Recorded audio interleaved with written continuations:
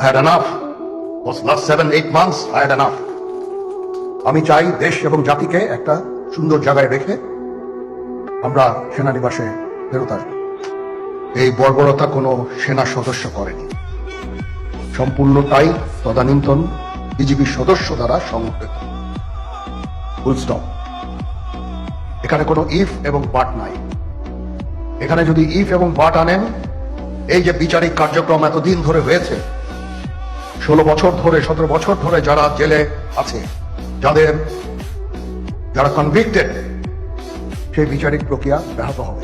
এই জিনিসটা আমাদের খুব পরিষ্কার করে মনে রাখার প্রয়োজন। এই বিচারিক প্রক্রিয়াকে নষ্ট করবেন না।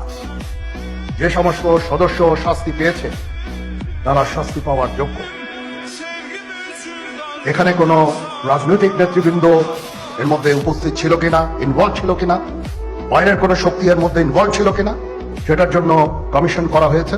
কমিশনের চেয়ারম্যান এখানে আছেন, উনি এটা বের করবেন এবং আপনাদের জানাবেন।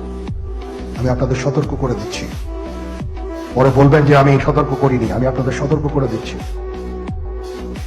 আপনারা যদি নিজেদের মধ্যে ভেদাভেদ ভুলে একসাথে কাজ না করতে পারেন, নিজেরা যদি কাদা ছোড়াছুড়ি করেন, মারামারি কাটাকাটি করেন, এই দেশ এবং জাতির স্বাধীনতা সার্বভৌমত্ব বিপন্ন হবে।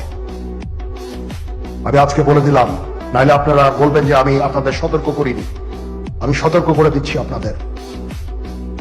এই দেশ আমাদের সবার, আমরা সবাই সুখে শান্তিতে থাকতে চাই। আমরা চাই না হানাহানি, কাটাকাটি, মারামারি। সেই উদ্দেশ্যে আমি কাজ করে যাচ্ছি, আমরা কাজ করে যাচ্ছি। আমাদের সেনাবাহিনীর প্রতি আক্রমণ করেন না।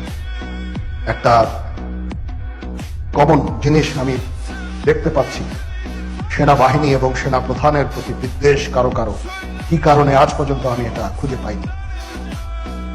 আমরা হচ্ছে একমাত্র ফোর্স যেটা আপনাদের জন্য কাজ করে যাচ্ছি, দাঁড়িয়ে আছি প্ল্যাটফর্মে। Of course navy and air force, navy chief আবার মন খারাপ করে করছে, navy air force all we work. আমাদেরকে সাহায্য করেন, আমাদেরকে আক্রমণ করেন, উপদেশ দেন। আমরা অবশ্যই ভালো উপদেশ গ্রহণ করব। আমরা একসাথে থাকতে চাই এবং দেশ এবং জাতিকে এগিয়ে নিয়ে যেতে চাই।